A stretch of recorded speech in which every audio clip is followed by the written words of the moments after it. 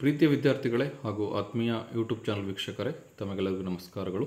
ವಿದ್ಯಾರ್ಥಿಗಳೇ, ಈ ದಿವಸ 10ನೇ ತರಗತಿ ಗಣಿತ ವಿಷಯಕ್ಕೆ ಸಂಬಂಧಪಟ್ಟಂತೆ ಗಣಿತ ಪ್ರಾಜೆಕ್ಟ್ ವರ್ಕಲ್ಲಿ ಚಟುವಟಿಕೆ 8 ಅಭ್ಯಾಸ ಮಾಡೋಣ. ಚಟುವಟಿಕೆ 8 ಘಟಕ 13 ಸಂಖ್ಯಾಶಾಸ್ತ್ರ, ಘಟಕ 14 ಸಂಭವನೀಯತೆ, ಈ ಎರಡು ಘಟಕಗಳ ಮೇಲೆ ಚಟುವಟಿಕೆ 8 ರಚನೆ ಮಾಡಲಾಗಿದೆ. ವಿದ್ಯಾರ್ಥಿಗಳೇ, ಇಲ್ಲಿ ಬರ್ತಕ್ಕಂಥ ಪ್ರಶ್ನೆಗಳು ಎಕ್ಸಾಮ್ ಪರ್ಪಸ್ ಇರ್ತಕ್ಕಂಥ ಪ್ರಶ್ನೆಗಳಾಗಿದೆ. ಸೊ ನಿಮಗೆ ಎಕ್ಸಾಮಿಗೂ ಸಹ ಯೂಸ್ ಆಗುತ್ತೆ. ಇವತ್ತಿನ ವಿಡಿಯೋ ನಿಮಗೆ ಇಷ್ಟವಾದರೆ ಪ್ಲೀಸ್ ಲೈಕ್ ಮಾಡಿ, ಶೇರ್ ಮಾಡಿ ಹಾಗೂ ಸಬ್ಸ್ಕ್ರೈಬ್ ಮಾಡೋದನ್ನು ಮರಿಬೇಡಿ ಅಂತ ಹೇಳ್ತಾ ಚಟುವಟಿಕೆ 8 ಅಭ್ಯಾಸ ಮಾಡೋಣ.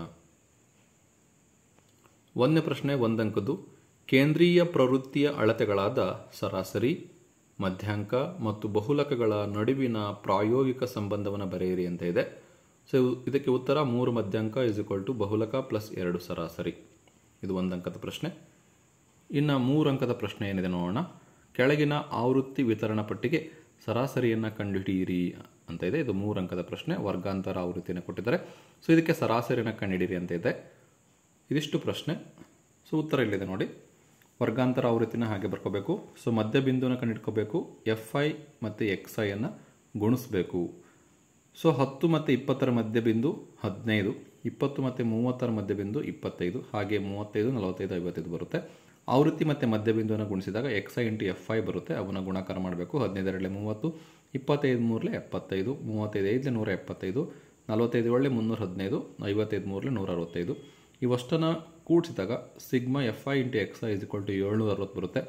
ಆವೃತ್ತಿಯನ್ನು ಅಷ್ಟು ಕೂಡಿಸಬೇಕು. ಸಮೇಷನ್ FIನ ಕೂಡಿಸಿದಾಗ 20 ಬರುತ್ತೆ.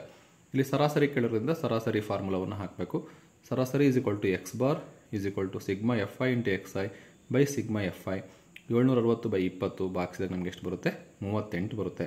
ಇದು 2ನೇ ಪ್ರಶ್ನೆಗೆ ಉತ್ತರ ಆಗಿದೆ ವಿದ್ಯಾರ್ಥಿಗಳೇ. ಎಕ್ಸಾಮಲ್ಲಿ ಕಂಪಲ್ಸರಿ ಕೇಳ್ತಾರೆ, ನಂಬರ್ಸ್ ಮಾತ್ರ ಚೇಂಜ್ ಇರುತ್ತೆ. ಸೊ ಮೆಥಡ್ ಎಲ್ಲ ಒಂದೇ ಆಗಿರುತ್ತೆ ವಿದ್ಯಾರ್ಥಿಗಳೇ.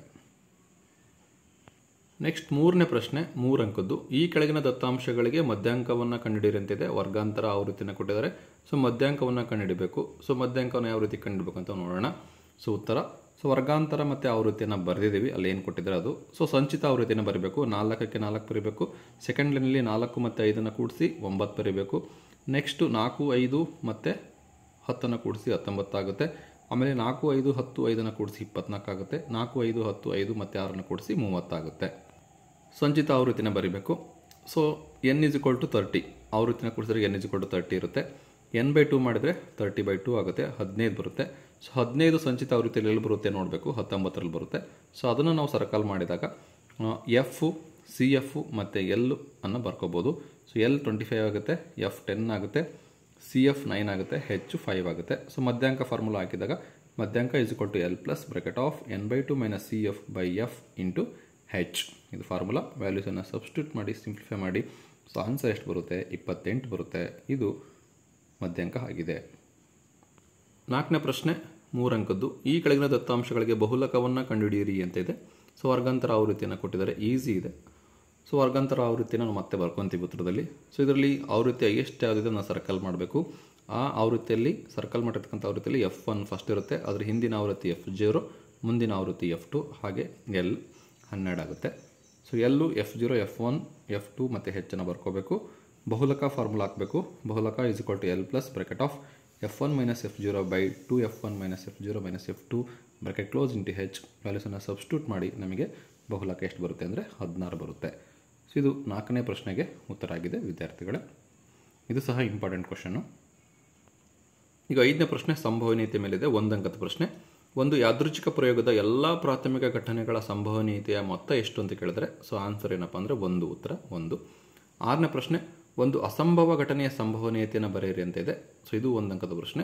ಇದಕ್ಕೆ ಉತ್ತರ 0 ಆಗಿದೆ. ಇನ್ನು 7ನೇ ಪ್ರಶ್ನೆ 3 ಅಂಕದ ಪ್ರಶ್ನೆ.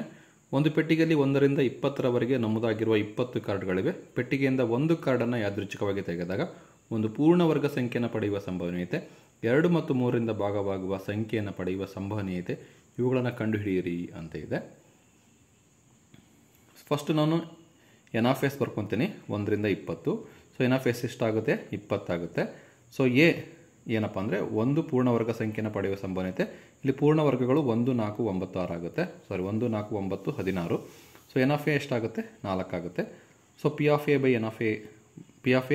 n(a/n(s) ವ್ಯಾಲ್ಯೂಸನ್ನು ಹಾಕಿ ಈಗ ಸಬ್ಸ್ಟಿಟ್ಯೂಟ್ ಮಾಡಿ. P of A is equal to 4/20 ಆಗುತ್ತೆ. ಸೊ ಸಿಂಪ್ಲಿಫೈ ಮಾಡಿದರೆ 1/5 ಆಗುತ್ತೆ. ಹಾಗೆ ಬಿ 2 ಮತ್ತು 3ರಿಂದ ಭಾಗಾಗ್ತಕ್ಕಂಥ ಸಂಖ್ಯೆಗಳು 6, 12 ಮತ್ತು 18 ಆಗಿದೆ. ಸೊ ಎನ್ ಆಫ್ ಬಿ 3 ಆಗುತ್ತೆ. So P of B is equal to n of B by n of S.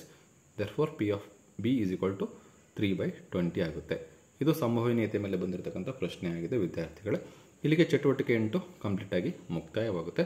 So ಇವತ್ತಿನ ವಿಡಿಯೋ ನಿಮಗೆ ಇಷ್ಟವಾದರೆ ಪ್ಲೀಸ್ ಲೈಕ್ ಮಾಡಿ, ಶೇರ್ ಮಾಡಿ ಹಾಗೂ ಸಬ್ಸ್ಕ್ರೈಬ್ ಮಾಡೋದನ್ನು ಮರಿಬೇಡಿ ಅಂತ ಹೇಳ್ತಾ ಮುಂದಿನ ವಿಡಿಯೋದಲ್ಲಿ FF4 ಪ್ರಶ್ನೆ ಪತ್ರಿಕೆಯನ್ನು ನೋಡೋಣ.